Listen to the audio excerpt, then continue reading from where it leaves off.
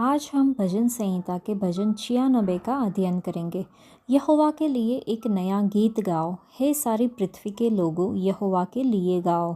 यहोवा के लिए गाओ, उसके नाम को धन्य कहो। दिन दिन उसके किए हुए उद्धार का शुभ समाचार सुनाते रहो। अन्य जातियों में उसकी महिमा का और देश देश के लोगों में उसके आश्चर्य कर्मों का वर्णन करो। क्योंकि यहोवा महान और अति स्तुति के योग्य है, वह तो सब देवताओं से अधिक भय योग्य है। क्योंकि देश देश के सब देवता तो मूर्तें ही है, परंतु यहोवा ही ने स्वर्ग को बनाया है। उसके चारों ओर वैभव और ऐश्वर्य है, उसके पवित्र स्थान में सामर्थ्य और शोभा है। हे देश देश के कुलों, यहोवा का गुणानुवाद करो। यहोवा की महिमा और सामर्थ्य को मानो। यहोवा के नाम की ऐसी महिमा करो जो उसके योग्य है। भेंट लेकर उसके आंगनों में आओ। पवित्रता से शोभायमान होकर यहोवा को दंडवत करो।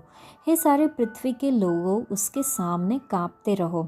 जाति जाति में कहो, यहोवा राजा हुआ है, और जगत ऐसा स्थिर है कि वह टलने का नहीं। वह देश देश के लोगों का न्याय सिधाई से करेगा। आकाश आनंद करे और पृथ्वी मगन हो। समुद्र और उसमें की सब वस्तुएं गरज उठे। मैदान और जो कुछ उसमें है वह प्रफुल्लित हो। उसी समय वन के सारे वृक्ष जय जयकार करेंगे। ये यहोवा के सामने हो, क्योंकि वह आने वाला है। वह पृथ्वी का न्याय करने को आने वाला है। वह धर्म से जगत का और सच्चाई से देश देश के लोगों का न्याय करेगा। इस भजन में भजनकार ने अंतिम दिनों की भविष्यवाणी की थी, जब यीशु सत्य और न्याय के साथ संसार का न्याय करने के लिए वापस आएंगे। पवित्र शास्त्र परमेश्वर की इस सर्वोच्च योजना को पुराने और नए करार के संतों के माध्यम से प्रकट करता है। यीशु ने खुद अपने शिष्यों को यह बात बताई। परमेश्वर ने यहूदा के माध्यम से प्रकट किया।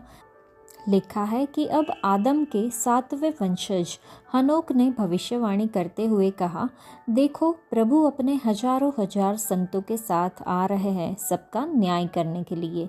हालांकि यह भविष्यवाणी पुराने करार में दर्ज नहीं है, लेकिन परमेश्वर ने यहूदा को यह रहस्योद्घाटन दिया। हनोक के समय में यह सच्चाई लोगों को बता दी गई थी। यीशु मसीह ने वचन दिया। लिखा है कि देखो, मैं शीघ्र आ रहा हूँ और प्रत्येक को उसके कार्यों के अनुसार प्रतिफल देने के लिए मेरे पास इनाम है। अय्यूब ने घोषणा की कि मैं जानता हूँ कि मेरा उद्धारकर्ता जीवित है और वह अंत में पृथ्वी पर खड़ा होगा। परमेश्वर ने पुनरुत्थित मसीह और उनके दूसरे आगमन की सच्चाई अय्यूब को प्रकट की। नए नियम में पौलुस ने कहा, क्योंकि प्रभु खुद गगन से उतरेगा गरज के साथ, प्रधान स्वर्गदूत की वाणी और परमेश्वर की तुरही के साथ, और मसीह में मृतक सबसे पहले उठेंगे। उसके बाद जो जीवित और शेष है वे उनके साथ बादलों में उठा लिए जाएंगे प्रभु से मिलने के लिए, और इस प्रकार हम सदा प्रभु के साथ रहेंगे। जब मसीह वापस आएंगे उस समय की घटनाओं का रहस्योद्घाटन परमेश्वर ने पौलुस को दिया। पतरस चेतावनी देता है कि सबसे पहले यह जान लो कि अंतिम दिनों में ठट्ठा करने वाले लोग आएंगे, जो अपनी इच्छाओं के अनुसार चलेंगे और कहेंगे, प्रभु के आने का वचन कहाँ है? जब से हमारे पूर्वज सो गए हैं, सब कुछ सृष्टि के आरंभ से वैसा ही चल रहा है। इस प्रकार झूठी शिक्षा इतिहास भर में फैली हुई है। प्रेरितों के समय से ही दुष्ट और झूठे शिक्षक विश्वासियों को भ्रमित करते हैं। आज भी कई मसीही लोग ऐसा व्यवहार करते हैं जैसे वे इस संसार में स्थायी रूप से रहेंगे और मसीह के दूसरे आगमन और उनकी उपस्थिति के लिए आवश्यक तैयारी को अनदेखा करते हैं। यीशु मसीह की सलाह हम देखें तो लिखा है मत्ती रचित सुसमाचार में 24वें अध्याय में, इसलिए जागते रहो, क्योंकि तुम नहीं जानते कि तुम्हारा प्रभु किस दिन आएगा। यह चेतावनी उन सभी के लिए है जो प्रभु की प्रतीक्षा कर रहे हैं। तो क्या हम प्रभु के दूसरे आगमन पर विश्वास करते हैं और उनकी प्रतीक्षा कर रहे हैं, या क्या हम मसीह के आने वाले न्यायी राज्य के बारे में दूसरों को बता रहे हैं?